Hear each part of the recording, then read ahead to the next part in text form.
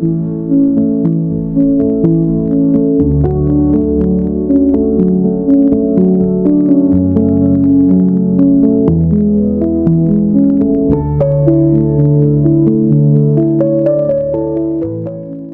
ପିଲାମାନେ ଆମେ ପୂର୍ବ ଶ୍ରେଣୀରେ କ'ଣ ସବୁ ଆଲୋଚନା କରିଥିଲେ ଟିକେ ମନେ ପକାଅ ତ। ଆମେ ଆମ ଚାରିପାଖରେ ଦେଖୁଥିବା ବସ୍ତୁଗୁଡ଼ିକୁ ବିଭିନ୍ନ ଗୁଣ ଆଧାରରେ ତାଙ୍କର ଶ୍ରେଣୀ ବିଭାଗ କରିଥିଲେ। ଯେମିତିକି ସେମାନଙ୍କର କେଉଁ ମୂଳ ପଦାର୍ଥରୁ ସେମାନଙ୍କର ତିଆରି ହେଇଛି, ତାଙ୍କ ଭିତରେ ସାଦୃଶ୍ୟ ପାର୍ଥକ୍ୟ, ତାପରେ ପ୍ରାକୃତିକ ଆଉ କୃତ୍ରିମ ଏବଂ ଜୀବ ଆଉ ନିର୍ଜୀବ ଆଧାରରେ ଆମେ ସମସ୍ତଙ୍କ ଶ୍ରେଣୀ ବିଭାଗ କରିସାରିଛେ। ଆସ ଏବେ ବସ୍ତୁର ଆଉ କେତେକ ଗୁଣ ବିଷୟରେ ଆମେ ଆଲୋଚନା କରିବା ଏବଂ ସେମାନଙ୍କର ଶ୍ରେଣୀ ବିଭାଗ କରିବା। ପିଲାମାନେ ଟେବୁଲ ଉପରେ ଆମେ କିଛି ଜିନିଷ ନେଇଛେ। କ'ଣ କ'ଣ ନେଇଛେ ଦେଖ ତ। ଗୋଟେ ଷ୍ଟିଲ୍ ବୋଟଲ, ଇଟା ଖଣ୍ଡଟା, ବଲ୍ ଆଉ ଛୋଟ ରବର। ଯଦି ଆମେ এই ବୋଟଲ ବିଷୟରେ ଆଲୋଚନା କରିବା, ଦେଖ ପିଲାମାନେ ବୋଟଲଟା ଟେବୁଲ ଉପରେ କେତେ ସ୍ଥାନ ଅଧିକାର କରିଛି। ଆମେ ସେଇଟା ଜାଣିପାରିବା ଯଦି ତା ଯୋଉ ତଳେ ଏମିତି ଗାର ଟାଣିଦେବା, ଗାର ଟାଣିକି ଆମେ ଜାଣିପାରିବା ଯେ ସେ କେତେ ଜାଗା ନେଇଛି। ତାପରେ ଟେବୁଲ ଉପରୁ ଦେଖ, ଟେବୁଲ ଉପରେ ବାୟୁରେ ବି ସେ କିଛି ଜାଗା ଅଧିକାର କରିଛି। ଅନ୍ୟ ବସ୍ତୁ ମାନଙ୍କୁ ଯଦି ଦେଖିବା, ଇଟାଟା ଯଦି ଦେଖିବା, ଇଟା ବି କିଛି ଟେବୁଲ ଉପରେ ବି କିଛି ଜାଗା ନେଇଛି, ଉପରକୁ ବି ଅଛି ବାୟୁରେ କିଛି ଜାଗା ନେଇଛି। ସେମିତି ଏଇ ଛୋଟ ରବରଟା ବି ଦେଖ, ଛୋଟ ରବରଟା ବି ଏମାନଙ୍କ ତୁଳନାରେ କମ ଜାଗା ନେଇଛି ଟେବୁଲ ଉପରେ। ତାର ଯେତିକି ଉଚ୍ଚତା ଅଛି ସେଇ ହିସାବରେ ସିଏ ବାୟୁରେ ବି କିଛି ସ୍ଥାନ ଅଧିକାର କରିଛି। ତ ଯଦି ଆମେ ଦେଖିବା ପିଲାମାନେ, ବିଭିନ୍ନ ଯୋଉ ବସ୍ତୁ ଆମେ ନେଇଛୁ, ସେ ବସ୍ତୁ ମାନେ ତାଙ୍କର ଯେତିକି ଆୟତନ ସେମାନେ ସେତିକି ସ୍ଥାନ ଅଧିକାର କରିବେ। ତାପରେ ଜିନିଷ ଗୁଡାକୁ ଯଦି ଆମେ ହାତରେ ଉଠେଇବା ଜାଣିପାରିବା ସବୁ ବସ୍ତୁର ବସ୍ତୁତ୍ୱ ଅଛି। ତାହେଲେ କୁହ ପିଲାମାନେ, ବସ୍ତୁର ମୌଳିକ ଗୁଣ କୋଉ ଗୁଡିକ ଆମେ ଆଲୋଚନା କରିକି ଦେଖିଲେ? କ'ଣ ବସ୍ତୁର କ'ଣ ଦୁଇଟା ମୌଳିକ ଗୁଣ ଦେଖିଲେ ଆମେ? ଗୋଟେ ହେଲା ପ୍ରତ୍ୟେକ ବସ୍ତୁ କିଛି ସ୍ଥାନ ଅଧିକାର କରେ। ତାପରେ ଆଉ ଗୋଟେ ଗୁଣ କ'ଣ? ପ୍ରତ୍ୟେକ ବସ୍ତୁର ବସ୍ତୁତ୍ୱ ଥାଏ। ବର୍ତ୍ତମାନ ପିଲାମାନେ ଏଇ ବସ୍ତୁ ଗୁଡ଼ିକୁ ଟିକେ ଲକ୍ଷ୍ୟ କର, କ'ଣ କ'ଣ ଅଛି ଦେଖିବା। ଯଦି ଷ୍ଟିଲ୍ ବୋଟଲଟାକୁ ଟିକେ ଆମେ ହାତରେ ଛୁଇଁକି ଦେଖିବା। ଆଚ୍ଛା ଟିକେ ଭାବ କେମିତି ଲାଗୁଥିବ। ପୁରା ମସୃଣ ଲାଗୁଛି ତାର ଉପର ଭାଗଟା, ନାଇଁ?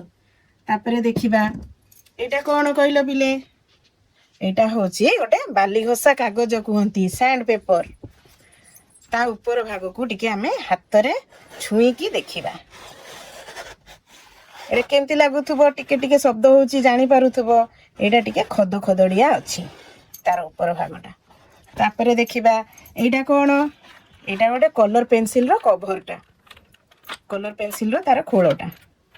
ତାର ଖୋଳଟାକୁ ବି ଟିକେ ଛୁଇଁକି ଦେଖିବା। ଛୁଇଁଲେ ପୁରା ଚିକଣିଆ ଅଛି ତାର କଭରଟା। ଏଇଟା ଇଟା ଖଣ୍ଡଟା, ଇଟା ଖଣ୍ଡର ଉପର ଦେଖିକି ବି ଜଣା ପଡୁଛି ନା ଇଏ ଛୁଇଁଲେ କେମିତି ଲାଗିବ ହାତକୁ ଆମର। ଦେଖି ମୁଁ ଛୁଇଁବି ଟିକେ, ପୁରା ଖଦଡିଆ ଅଛି।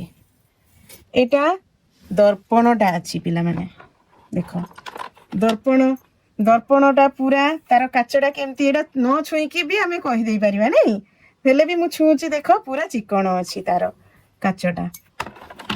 ଆଉ ଦେଖ ଏଠି ଅଛି ଷ୍ଟିଲ୍ ଚାମଚ ଅଛି। ଷ୍ଟିଲ୍ ଚାମଚଟା ପୁରା ନୂଆ ଷ୍ଟିଲ୍ ଚାମଚଟା, ତାର ଉପର ଭାଗକୁ ବି ଯଦି ମୁଁ ଛୁଉଁଛି ପୁରା ଚିକଣ ଅଛି। ଆଉ ଚକ୍ ଅଛି ଏଠି, ନାଇଁ? ଚକ୍ ତ ତୁମେ ମାନେ ସମସ୍ତେ ଧରିଥିବ। ଚକ୍ଟାର ଯେତେବେଳେ ପୁରା ନୂଆଟା ଥାଏ, ପୁରା ଚକ୍ଟା ତା ଉପରଟା ଛୁଇଁବା କେମିତି ଲାଗିବ ଆମକୁ? ଚିକଣ ଲାଗିବ, ନାଇଁ? ଆଚ୍ଛା, ଆଉ ଗୋଟେ ଜିନିଷ ଅଛି ଦେଖିବା, ଛୁଏ ଦେଖ। ଏଇଟା କ'ଣ? ପୁରା ସଫା କରିବାରେ ୟୁଜ୍ କରନ୍ତି। ଏଇଟା ହେଲା ବାସନ ମଜା ଜାଲିଟା। ବାସନ ମଜା ଜାଲିଟା ତା ଉପରଟା ମୁଁ ଛୁଉଁଛି, କେମିତି ଲାଗିଥିବ ମତେ ଦେଖ। ଦେଖିକି ବି ଟିକେ ଟିକେ ଜାଣିପାରିବ ତମେ, ଏଇଟା ଖଦଡିଆ ଲାଗୁଛି। ପିଲାମାନେ ଦେଖ, ଏଠି ଆମେ ଚାରି ପାଖରେ ଦେଖୁଥିବା କିଛି ବସ୍ତୁର ନାଁ ଦିଆହେଇଛି। କୋଉ ବସ୍ତୁକୁ ଛୁଇଁଲେ ଚିକଣିଆ ଲାଗିବ, ଆଉ କୋଉ ବସ୍ତୁକୁ ଛୁଇଁଲେ ରୁକ୍ଷ ଲାଗିବ ବା ଖଦଡିଆ ଲାଗିବ। ଚାଲ ସାରଣୀଟି ପୂରଣ କରିବା। ପ୍ରଥମେ ଚକ୍କୁ ଛୁଇଁଲେ ତାର ପୃଷ୍ଠଭାଗଟା ମସୃଣ ଲାଗେ, ନାଇଁ, ବା ଚିକଣ ଲାଗେ। ଦର୍ପଣକୁ ଛୁଇଁଲେ ବି ଚିକଣ ଲାଗେ। ଅଙ୍ଗାରକୁ ଛୁଇଁଲେ ତାର ଉପରଟା ଖଦଡିଆ ଲାଗେ। ତାପରେ ଚାମଚକୁ ଛୁଇଁଲେ ବି ଚିକଣିଆ ଲାଗେ, ନାଇଁ? ନୂଆ ବୋତଲ ଯଦି ଥିବ, ବୋତଲ ଉପରଟା ପୁରା ଚିକଣ ଲାଗେ, ନାଇଁ? ତାପରେ ବାଲି ଘଷା କାଗଜ ଜାଣିଛ, ଯୋଉ ସ୍ୟାଣ୍ଡ ପେପର ବି କହନ୍ତି, ତାର ଉପରଟା ପୁରା ଖଦଡିଆ ଲାଗେ। ତାପରେ ବାସନ ମଜା ଜାଲି, ବାସନ ମଜା ଜାଲିଟା ବି ଛୁଇଁଲେ ଖଦଡିଆ ଲାଗେ ନାଇଁ। ଇଟା ଖଣ୍ଡକୁ ଯଦି ଛୁଇଁବା ଆମେ ବି ଖଦଡିଆ ଲାଗେ, ଜାଣିଲ ତ? ଦେଖ ପିଲାମାନେ, କେତେ ବଢିଆ ଜିନିଷ ସବୁ ରଖା ହେଇଛି, କେତେ ରଙ୍ଗୀନ ଦିଶୁଛି ନାଇଁ। ରଙ୍ଗୀନ ଜିନିଷ କାହାକୁ ଭଲ ନ ଲାଗେ କହିଲ? ଭଲ ଲାଗେ ନା ସମସ୍ତଙ୍କୁ ଦେଖିବାକୁ। ଆଚ୍ଛା, ଆମେ ତାହେଲେ ଗୋଟେ ଗୋଟେ ଦେଖିବା।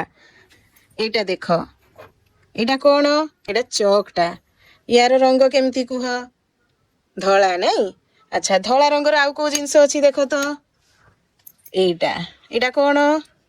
ଏଇଟା କପା ତୁଳା। କପା ତୁଳା ହେଲା। ତାପରେ ଦେଖ, ଏଇଟା କଣ ଜାଣିପାରୁଛ? ଭଲକି ଦେଖ ଟିକେ। ଏଇଟା ହଉଛି ଅଙ୍ଗାର ଖଣ୍ଡଟା। ୟା ରଙ୍ଗ କେମିତି ହେଇଛି? ଏଇଟା କଳା ରଙ୍ଗର। ସେମିତି ଦେଖିବା, ଏଗୁଡା କଣ ରଖା ହେଇଛି? ଏଗୁଡା କଣ ଜାଣିପାରୁଛ ପିଲେ? ଆମର ବହି ଖାତା ମଲାଟ କରିବା ଲାଗି ଏଗୁଡା ସବୁ ଆମେ ବ୍ୟବହାର କରୁନା। ବିଭିନ୍ନ ରଙ୍ଗ ବେରଙ୍ଗର ମିଳେ ନାଇଁ ଦୋକାନରେ। ଦେଖ, ଏଇଟା ନୀଳ ରଙ୍ଗର, ଏଇଟା ଦେଖ ଟିକେ ବ୍ରାଉନ କଲର ହେଇଛି, ଆଉ ଏଇଟା ପୁରା ଟ୍ରାନ୍ସପାରେଣ୍ଟ ଅଛି। ମାନେ ତୁମେ ଯୋଉ ବହି ମଲାଟ କରିବ, ସେ ବହି କୋଉ ବହି ଦେଖୁ ଦେଖୁ ଜାଣିପାରିବ ହେଲା। ତ ସମାନ ଜିନିଷ କିନ୍ତୁ ଆମକୁ ବିଭିନ୍ନ ରଙ୍ଗର ମିଳୁଛି। ଯୋଉ ରଙ୍ଗ ଦିଆହେଲେ ତାର ରଙ୍ଗ ସେଇଆ ହେଇଯାଉଛି। ତାପରେ ଦେଖ ଛୁଆମାନେ, ଏଇଟା କଣ? ଉଲ୍ ନାଇଁ, କୋଉ କୋଉ ରଙ୍ଗର ଅଛି? ଏଇଟା ଗୋଲାପୀ, ଏଇଟା ସବୁଜିଆ, ଆଉ ନୀଳ ରଙ୍ଗର ଅଛି। ସେମିତି ତୁମେ ମନେ ପକାଅ ତ, ଯଦି ଫୁଲ ଗୁଡା ଆମର କେତେ ପୁରା ଭେରାଇଟି କଲର ଥାଏ ନାଇଁ କି? ଯଦି ତୁମକୁ କୁହାହବ ରଙ୍ଗ ହିସାବରେ ତମେ ଅଲଗା ଅଲଗା କର, ଫୁଲମାନଙ୍କୁ ଅଲଗା କରିଦେବ କି ନାହିଁ? ସେମିତି ଉଲ୍ ଯଦି ବହୁତ ଗୁଡ଼ା ଦିଆ ହେଇଥିବ, ରଙ୍ଗ ହିସାବରେ ସେମାନଙ୍କୁ ବିଭାଗକରଣ କରିପାରିବ କି ନାହିଁ? ହଁ, ଠିକ ଅଛି। ଆଉ ଦେଖିବା ପିଲାମାନେ, ଦେଖ ଏଗୁଡା କଣ? ସୂତା ଗୁଡା ଅଛି। ଦେଖ, ଏଇଟା ଖଇରିଆ ରଙ୍ଗର ଅଛି। ଏଇଟା ଧଳା। ଧଳାର ଆମେ କୋଉ କୋଉ ବସ୍ତୁ ଏବେ ଦେଖିଥିଲେ? ଏଇଠି ଚକ୍ ଦେଖିଥିଲେ ନାଇଁ। ଆମେ ସେଇଠି ରଖିଦବା ତାକୁ, ରଙ୍ଗ ହିସାବରେ ସେମାନେ ସେମ୍ ହେଇଗଲେ। ଏଇଟା ଦେଖ, ଏଇଟା ହଉଛି କଳା ଅଛି। କଳା ରଙ୍ଗର ସୂତା, ଅଙ୍ଗାର ପାଖରେ ରଖିଦବା ସୂତାଟାକୁ। ଏମିତି ଦେଖ ପିଲାମାନେ, ଆହୁରି କଣ କଣ ଅଛି? ଏଗୁଡା ହଉଛି ସେଲୋ ଟେପ୍। କେତେ କେତେ କଲର ଅଛି ଦେଖ। ଏଇଟା ପୁରା ଟ୍ରାନ୍ସପାରେଣ୍ଟ, ବ୍ରାଉନ କଲର, ଆଉ ଏମିତି କଲରଫୁଲ ବାଲା ବି ମିଳୁଛି। ତ ଯାହା ଯୋଉ ରଙ୍ଗ ତାକୁ ଦିଆହବ, ସେ ବସ୍ତୁଟା ସେଇ ରଙ୍ଗର ହେଇଯାଉଛି। ସେମିତି ମହମବତୀ ଅଛି ଦେଖ। ମହମବତୀ ଆମର ଏଇଟା ଅରିଜିନାଲ କଲର ର ମିଳେ। ତାପରେ ବର୍ଥଡେ ତମେ ଯୋଉ ମନାଅ, ବାର୍ଥଡେରେ ସବୁ କଲରଫୁଲ ମ୍ୟାଜିକ କ୍ୟାଣ୍ଡେଲ ମିଳେ। ଦେଖ, ପୁରା ଏଠି କୋଉ କୋଉ କଲର ଅଛି ଦେଖ ତ? ଗୋଲାପୀ ଅଛି, ହଳଦିଆ ଅଛି, ନୀଳ ଅଛି, ବିଭିନ୍ନ ରଙ୍ଗର ଅଛି। ଆମେ କଣ ଜାଣିଲେ ପିଲେ? ପ୍ରତ୍ୟେକ ବସ୍ତୁର ଭିନ୍ନ ଭିନ୍ନ ରଙ୍ଗ ବା ବର୍ଣ୍ଣ ଥାଏ ନାଇଁ। ଆଉ ବ୍ୟବହୃତ ରଙ୍ଗ ଅନୁସାରେ ମଧ୍ୟ ବସ୍ତୁ ଗୁଡ଼ିକ ରଙ୍ଗୀନ ହେଇଥାଏ। ଦେଖ ପିଲାମାନେ, ଏଇଟା ମୁଁ କଣ ଧରିଛି ହାତରେ? ଏଇଟା ଗୋଟେ ସ୍ପଞ୍ଜ। ୟାକୁ ମୁଁ ଚିପୁଡ଼ି ପାରୁଛି ନା ନାଇଁ? ଦେଖ, ପୁରା ନରମ ଅଛି ନାଇଁ, ଚିପୁଡ଼ି ପାରୁଛି। ଆଚ୍ଛା, ଟିକେ ପାଣି ପକେଇକି ଦେଖିବା। ଦେଖ, ମୁଁ ଚିପୁଡ଼ିଲି ୟାକୁ, ପୁରା ପାଣି ସବୁ ନିଗିଡ଼ି ଆସିଲା। ଦେଖ, ପୁରା ଏଟା ନରମ ଅଛି। ପାଣିରେ ବୁଡେଇକି ଚିପୁଡ଼ିଲେ ପାଣି ସବୁ ନିଗିଡ଼ି ଆସିଲା। ଆସ ଦେଖିବା, ସେମିତି ଟେବୁଲ ଉପରେ ଆଉ କିଛି ବସ୍ତୁ ଗୁଡେ ରଖାଯାଇଛି। ଦେଖିବା କୋଉ ଗୁଡ଼ିକ ଆମେ ଚିପୁଡ଼ି ପାରିବା, ଆଉ କୋଉ ଗୁଡ଼ା ଚିପୁଡ଼ି ପାରିବା ନାହିଁ। ଦେଖ ତ, ଏଇଟା କଣ? ଏଇଟା କପା। ମୁଁ ଏମିତି ହାତରେ ଧରିଛି, ୟାକୁ ଚିପୁଡ଼ି ପାରିବି? ଟିକେ ଭାବ ତ। ହଉ, ଦେଖିବା ଚିପୁଡ଼ିକି। ଦେଖ, ପୁରା ଚିପି ହେଇଯାଉଛି ନାଇଁ, ପୁରା ମୁଁ ଚିପୁଡ଼ି ପାରୁଛି ୟାକୁ। ଆଚ୍ଛା, ତାପରେ ଦେଖିବା, ଏଇଟା କଣ? ଏଇଟା ହଉଛି ମହମବତୀଟା। ମହମବତୀଟାକୁ ମୁଁ ଚିପୁଡ଼ି ପାରିବି? ଦେଖି ଚେଷ୍ଟା କରେ। ହଉଛି? ନାଇଁ, ମହମବତୀକୁ ମୁଁ ଚିପୁଡ଼ି ପାରିଲି ନାହିଁ। ସେମିତି ଦେଖ, ଏଇଟା କଣ? ଅଙ୍ଗାରଖଣ୍ଡ। ଅଙ୍ଗାରଖଣ୍ଡକୁ ଚିପୁଡ଼ି ପାରୁଛି କି ନାହିଁ ଦେଖିବା। ହଉଛି? ନାହିଁ, ଟାଣ ଅଛି। ଦେଖ, ଏଗୁଡ଼ା କଣ? ଏଇଟା ଉନ୍ ଗୁଡ଼ା। ଉନ୍ରେ ଯେଉଁ ସ୍ୱେଟର ବୁଣା ହୁଏ, ସ୍ୱେଟରକୁ ମା ଚିପୁଡ଼ିକି ବି ଶୁଖାନ୍ତି କି ନାହିଁ, ଦେଖିଛ କି ନାହିଁ? ଦେଖ, ଏଇଟା ବି ନରମ ଅଛି। ଦେଖ, ମୁଁ ଚିପୁଡ଼ି ପାରୁଛି ତାକୁ। ଏଇଟା ଦେଖ, ଏଇଟା ହେଉଛି ଇଟା ଖଣ୍ଡଟା। ଇଟା ଖଣ୍ଡଟାକୁ ମୁଁ ଚିପୁଡ଼ି ପାରିବି? ଦୁଇ ହାତ ବି ଲଗେଇଲି, ଦେଖ, ହେଲେ ବି ଚିପୁଡ଼ି ପାରୁନାହିଁ, ବହୁତ ଟାଣ ଅଛି।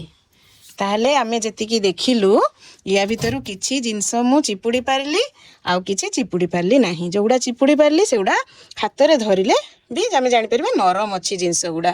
ଆଉ ଯେଉଁଟା ଚିପୁଡ଼ି ପାରିଲି ନାହିଁ, ଯେମିତିକି ଏଇଟା ଅଙ୍ଗାରଖଣ୍ଡ, ମହମବତୀ, ଆଉ ଏଇଟା ହେଉଛି ଇଟାଟା, ଏଠି ଚକ୍ ବି ଅଛି, ୟାକୁ ବି ମୁଁ ଚିପୁଡ଼ି ପାରିବି ନାହିଁ। ଏଗୁଡ଼ା ପୁରା ଟାଣ ଅଛି ଆଉ କଠିନ କହନ୍ତି ୟାକୁ।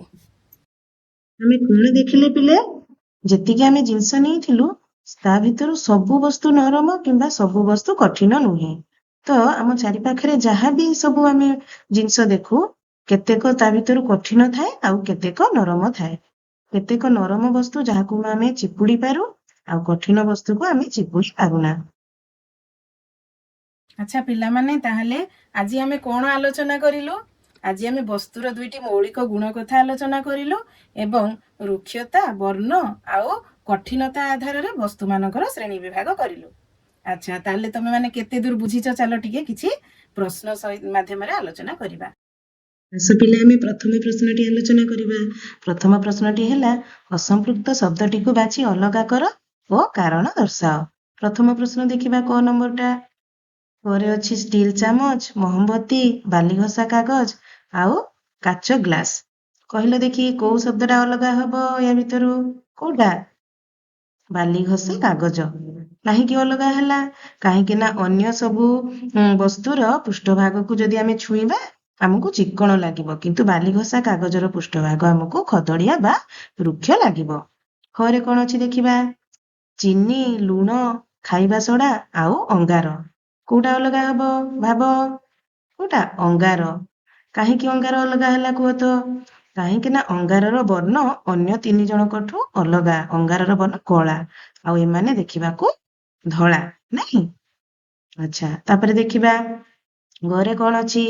କାଠଖଣ୍ଡ, କପା, ଇଟା ଆଉ ପଥର। କୋଉଟା ଅଲଗା ହବ କୁହ? କୋଉଟା?